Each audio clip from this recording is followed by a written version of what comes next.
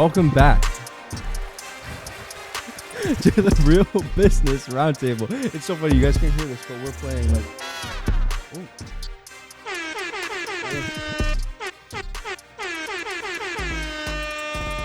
Yo, how can we get that on the recording? It is on the recording. Yeah, because like if someone says something dope, you should be like,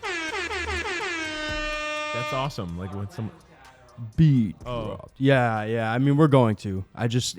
We haven't found any use with it yet, but welcome back to the Real Business Roundtable. Today, last episode, actually, these are all scrambled. So, welcome back to the Real Business Roundtable. Welcome. Happy to be here. It's been a good day, productive day. We're getting these episodes out. No? We recorded one episode. Hey, they don't got to know that. So, this may be a short episode. This may be a long episode. We're going to decipher that by the amount of value we can add to this topic. Now, that leads me, what is this topic that we're talking about? Today we're going to talk about how to find the right clients for high ticket sales. So High-ticket sales. If you sell a course online, if you sell a big product or a big service, say you're in construction, or you're remodeling someone's house, say you're selling software, whatever it might be, to find the right clients for a higher ticket product or service. Yeah. So one of the first key points that I want to make is when you have a high ticket product or service, you want to make sure, first off, the people that you're contacting are likely to be able to afford it. How do you discover that? You factor in basic formula. You look at what is the average sale. You also look at approximately what their margins are, and then that will justify based on a 10% model of whatever their current annual sales are on what they can afford. Yeah. To say they want to say the product is related to growing their business, for example. We like to look at, okay, they do $1 million in sales. To grow their business, they should invest 10% of their annual revenue. But in order to justify that investment, their average ticket needs to line up with what you're trying to sell them. But if their average ticket is big enough, it will justify them having a significant budget to grow their business. Yeah. So in our situation, we're trying to find someone who sells a high ticket product so that they're able to afford a strategy that we have, put into multiple different campaigns that have worked out very well. I would like to give away a little bit of that strategy, just to kind of give them a little bit of something, maybe. I don't know. I know this isn't really about growing your business. This is not, we're not talking about that, but I feel like people would gain a lot from that. And should we give it away? So when you're in a high ticket, if your product that you're selling is a high ticket, like he was explaining, construction, remodeling, what are some other ones? Plastic surgery, software, say you're selling hot tubs. Yeah, it could be anything. There's always the question, what is the percentage that I spend on marketing, on this, on that, and how do I do it? So the key to this, if you are a business owner and you are looking to grow aggressively, if you're looking to grow and hit numbers that you've never hit before, let's say you've been at 1 to 3 million for the past 10 years or however long, it could be 5 years, you're stagnant, you're not growing at all. You're hitting a plateau. You're hitting a plateau, and that's not always bad, but it's not good. You want to continue to grow because that's what you wanted to do when you originally started this company. So what you do is the 10% key. It's the 10% structure. Yeah. So it's that 10% model. So let's say you're providing consulting services or you're a growth coach, business coach, whatever. When you're trying to figure out what clients to solicit to, what clients to talk to, what clients to consider to work with, you always want to take into consideration, what are they selling? What is the average ticket for each sale? So it will justify them making that investment. But also, is it a highly saturated industry? Are there a lot of people butting heads? Is there a ton of competition? Is it a bloodbath? And when you're choosing those clients in those competitive industries that have high ticket items that they're selling, you want to explain to them, in order to separate yourself from the bunch, you need to invest in the right strategy. And usually that comes with following the 10% model. before we get into that, what is the 10% model? That's what I was getting into. The 10% model is investing 10% of your top line revenue. So if you're $1 million company, you invest $100,000 annually into the growth of your company. And that might be a salesperson. It might be your ad spend. It might be the marketing strategy. It might be a content strategy. But rule of thumb is about 10%. The max on that is 20%.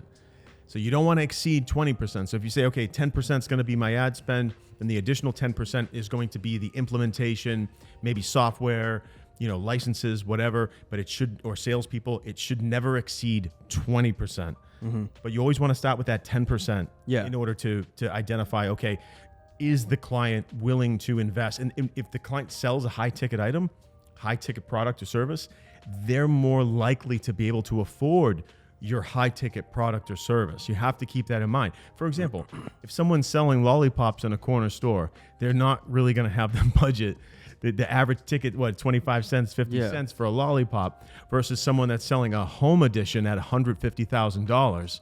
That's a much different, it's two different sides of the spectrum. So you have to keep that in mind.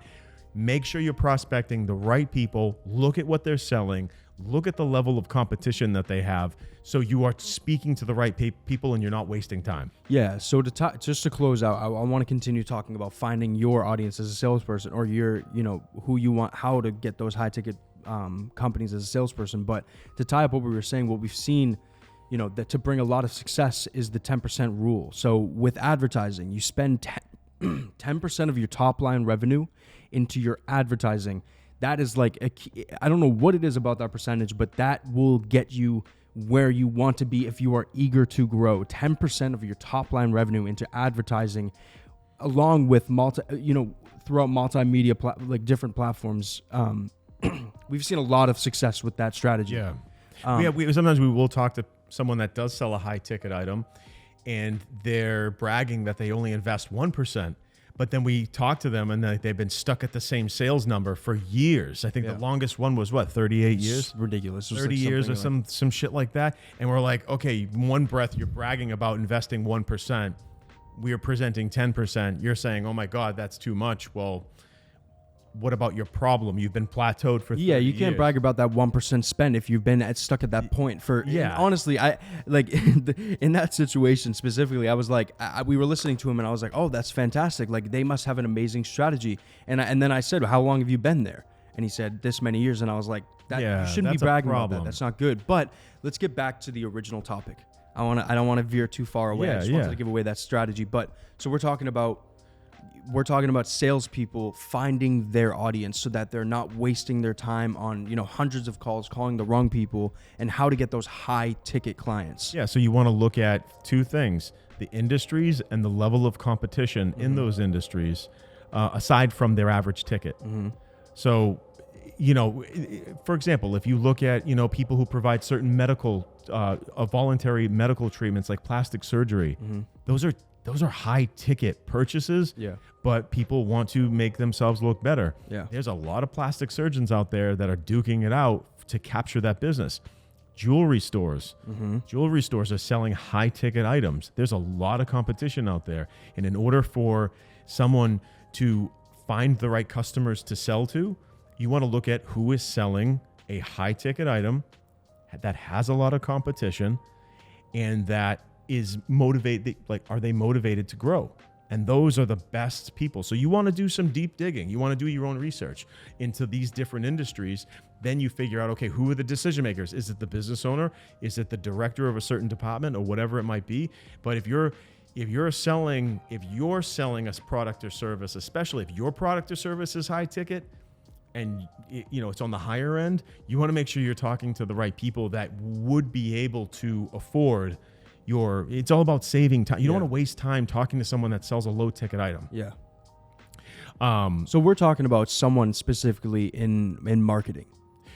Yeah, but it could be a course, it could be a software. It goes both ways. The product or service that you're selling, it could be high ticket, but you want to make sure that the people that you are selling to are also high ticket to justify them being able to afford. For example, like exotic automotive brands, they attract a certain, for example, like say Mercedes or something like that, or BMW or Audi. their market, or Porsche, their market is more of a higher income level. They're Yeah. selling to the right people. Yeah. You don't want to sell to someone that drives a Hyundai. You don't want to market, a Porsche to them, because that's not the right people. You're wasting your time. So you want to laser focus who you're selling to. If you're setting up an audience, let's say with Facebook or Instagram ads, you want to try to access other data outside, because I know you really have limitations now on the targeting, but you want to find, okay, who has this income level, or who sells this type of product, so you have better results rather than spinning your wheels. That's what it's all about. There's nothing worse than someone who sells a high ticket item and they're trying to convince someone who totally cannot afford that product or service. Yeah. So you have to keep that in mind. Who are you communicating with? Laser focus your audience, so then you get the best results back. When you speak to a business owner that sells a high ticket item, Yeah. and you can just feel their energy, that they're motivated. First Yeah. off, they own a business, they own a company that reached some level of success. They have that motivation to do better. And that's the first key right there, that they want to do better. They sell a high ticket item. It's hard with those high ticket people, because sometimes they don't care. They're like, oh, I can do better. I don't know about that. There's a sweet spot though. They have to be at a level where they're not past X million in sales. Yeah. Because through our research and experience, we've seen people they shift a level where they think, oh, what I'm doing is working. And actually, if they just add a few other elements to what they're doing, they can do better. Yeah. That's that. You got to find that sweet spot. And to help people understand that if you're selling a high ticket item, you want to match that by targeting a group of people that, if you're selling to businesses, that also sell a high ticket item with good profit margins. If they have good profit margins, they have the ability to invest that 10% to 20% into the growth of their business. Yeah. You don't want to go speak to, again, the corner store that's selling lollipops. You don't want to do that. And that could be anything. That could be someone, selling a $20 haircut. You don't want to, So let's say you're in the position where you're selling. It could be anything. It's the growth of a company. It could be advertising. Let's say you're doing SMMA, social media advertising. You want to run ads for people. You want to, create content. You want to just, if you're trying to find that high ticket client, you want the high ticket client. By the way, diversify your portfolio. Those smaller guys, you're going to do a good job and they're going to stick around. But for those high ticket people, you got to find people normally when you're looking for someone who you want to run advertising for, you want to do this for, they're already going to be you're looking for people who need it, people who aren't running that advertising. I'm putting myself in a situation where I'm selling advertising. I'm going to run ads for that business. You normally look for people who need it, people who aren't running advertising, people who you can express, this this is how it's going to help. This is how advertising your business is going to help. But in this situation, you're looking for someone with a high ticket. So you are selling efficiency. You're going to look for someone who, when I'm looking for a high ticket client who, for the product that we provide, for the consulting, I look for people who are already doing a good job. I'm looking for people who have a good website. Let's talk about the AI product. I'm giving this as an example. That's what I needed to be in the position of okay, so we're selling the AI product. That can be sold to anyone. Yeah, exactly. But if someone has a significant ad spend, yes, and you tell them that this AI technology will tell them exactly who's ready to buy at what moment, then they're like, oh, I spend $10 million on my ads. I can reduce my ad spend down to $5 million and get twice the results. They're like, oh my God, that's a no-brainer. Okay, so in that situation, let's say we're selling efficiency for advertising. Yeah. The one thing to look for is, do they have a good website? Are they already doing well? Because now, not in this situation, you're not selling, hey, we're going to help you grow your business. They're already growing. You want to sell them efficiency. Mm-hmm. And so you want to find someone who's, let's say, I'm going to... automotive, so like an automotive company, right? They're normally a high ticket group. You want to find out how many locations they have. You want to find out if they're corporate owned, if they're self-owned, because normally when they're self-owned, they don't have that big of a budget because they're running their own location. The corporate is not in control of any of the advertising that they're running. So when you find, in this example, an automotive group that has 10 different locations that is run by corporate, and you can find that out by calling different locations and finding out what they do, that is a high ticket client. Someone who's already spending money. So I guess this is where my disconnect was, where it's like, I want to be a little bit more specific for the people watching. You want to find, the high ticket product. We can talk about, people who we can talk about how to find people who are high ticket, but for what? For what exactly? Are you doing it for advertising? Okay, who spends a lot of money? Well, even if it's like a business coach or a lifestyle coach or whatever, you can access data that will provide you a list of people that make X amount of dollars per year. It's all about doing research. Honestly,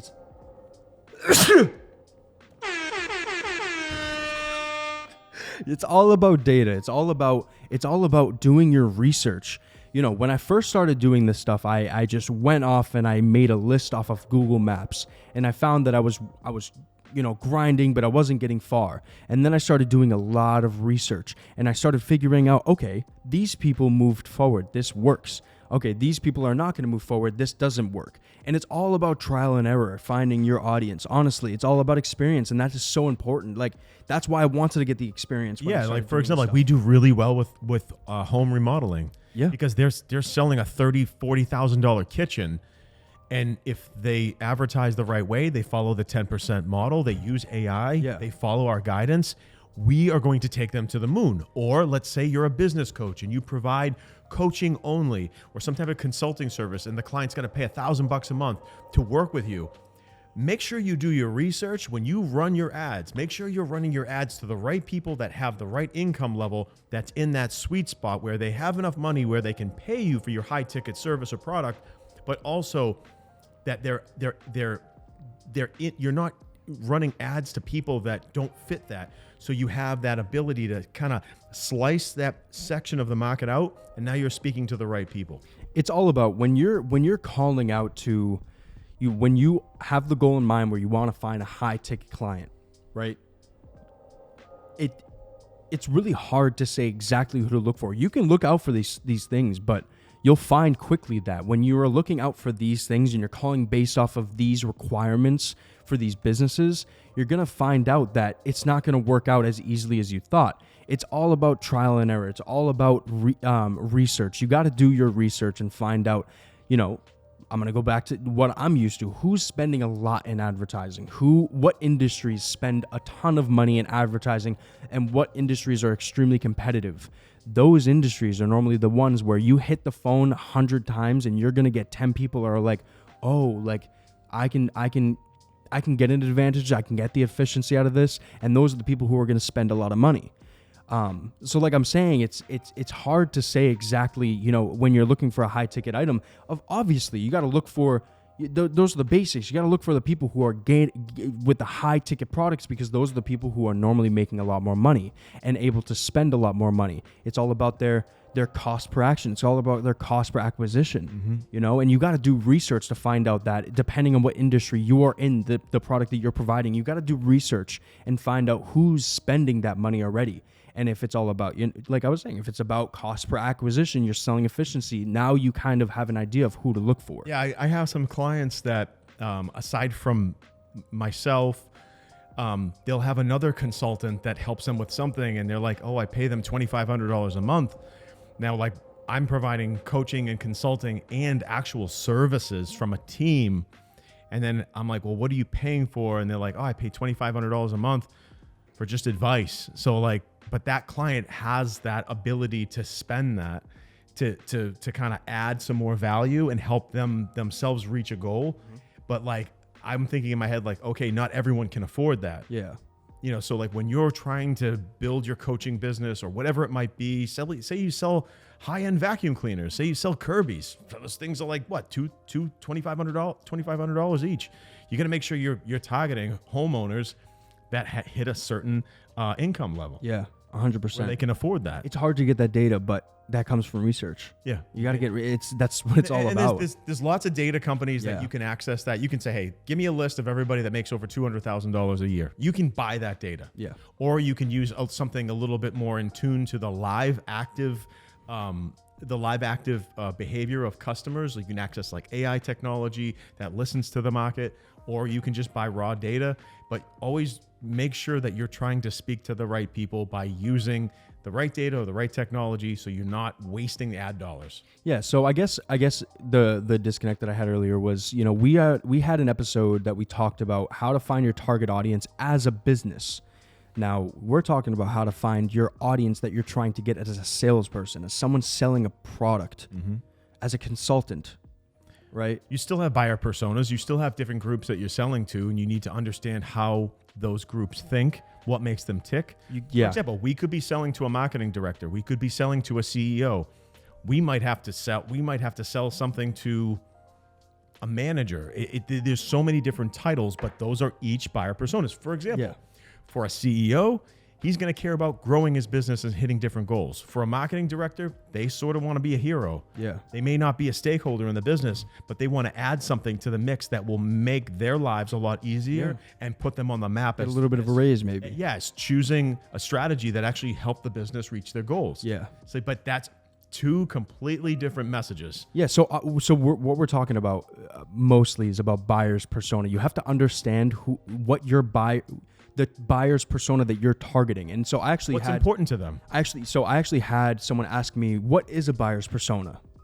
So a buyer's persona, you want to explain? So a buyer's persona is sort of what makes them tick. What do they do? What's on their mind? What are their hot buttons? What are their frequently asked questions? What's important to them? So for example, let's take a CEO. The CEO is thinking about, typically, I want to grow my business. I want to beat the competition. I want the best customers possible. I want the highest level of efficiency. I want to reduce my overhead. I can keep going. Yeah. Those are the things on a CEO's mind. A marketing director is thinking, I want the lowest customer acquisition cost. I want the highest level of efficiency for advertising. I want to be spread across all platforms that are going to produce results. I want creative content, things like that. So that's how the marketing director is thinking versus the CEO. Yeah. So think about it. Persona, the aspect of someone's character that is presented to or perceived by others. So a persona is a characteristic, is a behavior. And when you match buyers and persona, you're looking for similarities. You're looking for similar characteristics, similar, positions within a company, similarities. And when through trial and error, when you're calling and you're noticing, okay, this works, reaching out to this person works. Okay, now you know that now you have the first step of buyer's persona. You know that reaching out to a CEO or a marketing director or a CFO or whatever it may be, now you know you have to reach out to that specific person. And then you try to find, okay, now what success have I had with how much they're spending on this amount, or how much what they're doing, or this and that. Okay, now you have another aspect, another characteristic of a buyer's persona you're trying to reach out to, and you just keep building on that and building on that and building on that. And I keep saying it, but through trial and error and through experience, you'll start to understand, and you'll start to be able to weed out and sift through, who you want to talk to. Are they dealing with this? Okay, this is this person. You got what I'm saying? You create your own buyer's persona. It's all through experience and trial and error. Yeah, it takes time, but it's worth it, because now, a long time ago when I used to hop on the call, like I said before, I'd make a list for myself and I'd call every single person. I wouldn't be taking in information as I would now. When I started taking in information, I started creating a buyer's persona. Now all the calls that I'm making are way more efficient. By the way that I talk to a specific person based off the buyer's persona that I have for that industry. Yeah. So I hate to keep going back on the AI product, but it's just it's so ingrained to me, because you notice how I said SIFT. Yeah. On the daily, we're talking to people about this badass technology that we have. And when I'm speaking to not only a CEO or a marketing director, I'll talk to a sales manager, and my pitch will be completely different than the CEO. I'll say to the sales manager, wouldn't you love your sales team to have a better and smoother situation, or a smoother process and experience when it comes to sales? Wouldn't you love your salespeople to be more successful? Would you love them to be set up for success? Oh, what do you mean? We have the ability to detect when somebody's ready to buy versus who might be somewhat interested. Tracking real-time buyers there's nothing better than that, than actually knowing who has intent, who's closest to the decision-making process in the buyer's journey. And then we create a short list of people that are at that sweet spot. And now we're advertising to them. Now that lead's generated. Now the salesperson is working with a list of 50 ready buyers versus 100 tire kickers and 10 buyers. Now we're talking about efficiency. So you say it to a sales manager, like, how do you feel about making your sales team a lot more happier? You know, Yeah. they're gonna resonate with that. Yeah. My mic fell off. I'm trying to fix it right now. This is a bad time. I'm sorry, but like, so we kind of veered off of the original topic, but I feel like we gave good information just based off of, people who just helping people become more efficient when they're calling and when they're selling, and how to create a buyer's persona for your product. And this is for a salesperson. This is not a business. It could work in a business. Everything you take from these episodes that we give this information, it could work in any aspect. You just got to listen, make it work for your business and integrate that within your business and within your processes, within, everything. Yeah. I know me, myself, I know that someone did their research before they targeted me, because it will be right in line with something that I can afford. And I'm like, okay, someone was doing their homework. Yeah. No, I was going to say, I just remembered you were talking about the technology that we provide. And it's honestly like, we bring it up all the time because we know that it is going to change the game. It is going to disrupt the advertising game, because it's a new level of efficiency. And we'll talk about that a little bit, in the future. We'll talk about it a little bit more, but the problem is it's highly controlled and highly restricted. There's no brand name. You just have to know the right people in the ad tech game. Yeah. Winked again. Yeah. So I listen, we're going so far off track. We're going so far off track, but I really hope we're going to have some episodes like this where we, we just kind of go off and talk, and we dispute, and we try to give as much value as possible through our conversations, through our experiences. And, I hope you gained something from today's episode. So like we always say, thank you so much for joining us on this episode of Real Business Roundtable. Absolutely. For clips and updates and information on our podcast, Real Business Roundtable, visit us at Instagram, Real Business Roundtable. If you enjoyed today's episode, please like and subscribe and turn on post notifications so that you never miss an episode. And we're out. Peace.